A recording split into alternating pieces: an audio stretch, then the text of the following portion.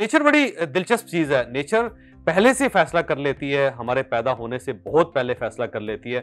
एक बड़ी दिलचस्प हकीकत है, ये आपके लिए शायद हैरानकुन होगी कि एक मर्द जो होता है उसके अंदर 7.5 अरब बच्चे पैदा करने की एबिलिटी होती है। यानी एक आम मर्द जो है उसके अंदर जो एबिलिटी कुदरत ने रखी हुई है वो 7.5 अरब बच्चे पैदा करने की, यानी जितनी दुनिया की इस वक्त आबादी है वो एक मर्द के अंदर इतनी एबिलिटी होती है। लेकिन कुदरत क्या करती है कि सिर्फ 2 3 4 बच्चे पैदा करती है, तो बाकी जो एबिलिटीज होती है वो कहाँ चली जाती हैं, वो वॉश आउट हो जाती हैं। वो हम दुनिया में उनको क्रिएट ही नहीं कर पाते उन बच्चों को।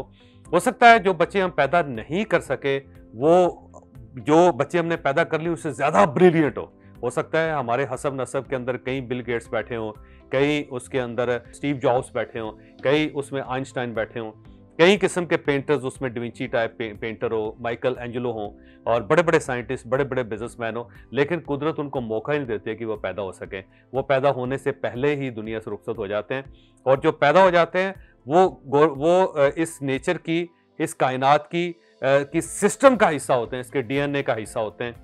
तभी कुदरत उनको मौका देती है। मसलन अब फर्ज कर लें कि कुदरत ने एक ऐसा सिस्टम बनाया है कि जिसमें 5.5 लाख इंजीनियर्स की गुंजाइश है। तो कुदरत क्या करती है कि जब कोई बच्चा पैदा होने लगता है जिसके अंदर इंजीनियरिंग की एबिलिटी है और अब आगे कोई जॉब नहीं है या दुनिया के अंदर उसकी कोई गुंजाइश नहीं है, तो कुदरत उसको होल्ड कर लेती है और उस वक्त तक उस बच्चे को पैदा नहीं करती जब तक आगे उसके लिए वैकेंसी डेवलप नहीं होती।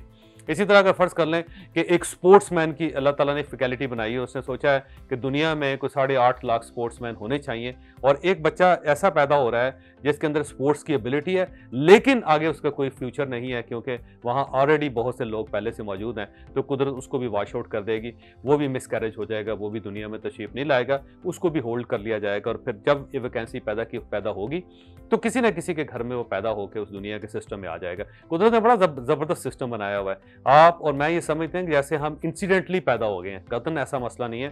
कुदरत ने हमें बड़ा सोच समझ के बनाया है। उसे पता था कि हमें चूड़काना में पैदा करना चाहिए, हमें लंदन में पैदा करना चाहिए, या हमें न्यूयॉर्क में पैदा करना चाहिए, किस एबिलिटी का शख्स कहाँ पे पैदा होगा, क्योंकि वहाँ उसकी अगले 40-50 साल के अंदर गुंजाइश पैदा होगी।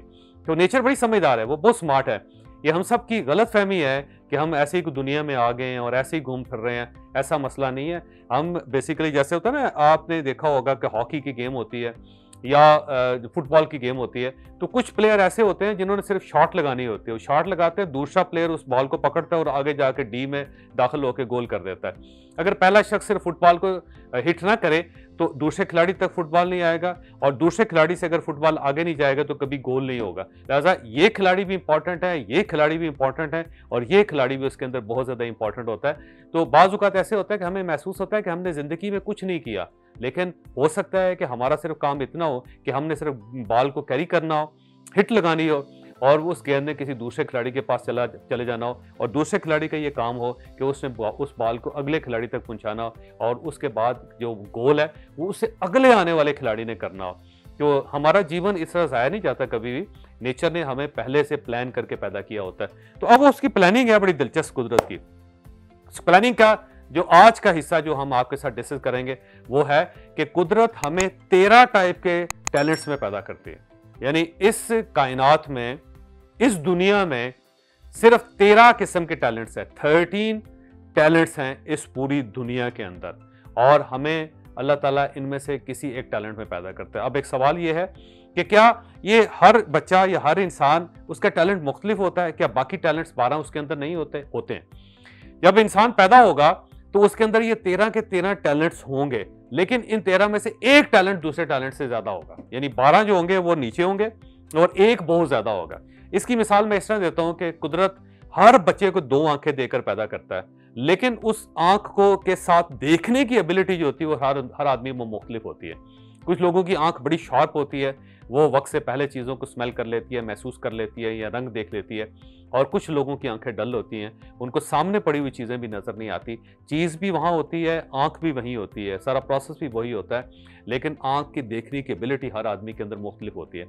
बिल्कुल इसी तरह ये 13 के 13 टैलेंट सब लोगों में कॉमन होते हैं, लेकिन इनमें से एक टैलेंट ज़्यादा होता है। अब मैं आगे चल के आपको ये सिस्टम भी बताऊंगा कि हम उसको कैसे डिस्कवर कर सकते हैं, हमारे अंदर कौन सा टैलेंट ज़्यादा है। आपने हमारा क्लिप मुलाहिजा किया, ये क्लिप हमारे कोर्स डिस्कवर योर टैलेंट का हिस्सा है।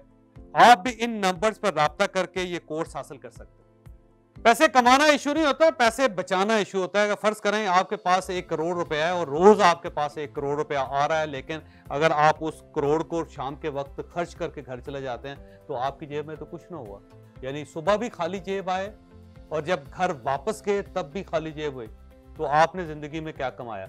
जो कुछ कमाना होता है उसको होल्ड करना होता है, होल्ड करने के बाद उसमें इजाफा करना होता है, इजाफा करने के बाद उस इजाफे को अपनी जेब में लेकर घर वापस जाना होता है। इसको कहते हैं फाइनेंशियल मैनेजमेंट। यानी जो कुछ आपने कमाया उसको आपने बढ़ाया और बढ़ाने के बाद उसको अपने साथ लेकर आगे गए, तो इसको कहते हैं फाइनेंशियल मैनेजमेंट। हम एक कोर्स कर रहे हैं फाइनेंशियल मैनेजमेंट का, जिसमें हम आपको ये बताएंगे कि आप अपने जाती इनकम को कैसे बढ़ा सकते हैं और उससे क्या क्या कर सकते हैं, और अगर आप कोई कारोबार कर रहे हैं तो कारोबार की दौलत में कैसे इजाफा कर सकते हैं। जब तक आप ये नहीं सीखेंगे आप घर में भी हैंड टू माउथ रहेंगे, और अगर आप कारोबार कर रहे हैं तो उस वक्त भी आप खाली हाथ ही रहेंगे, आगे नहीं बढ़ सकेंगे।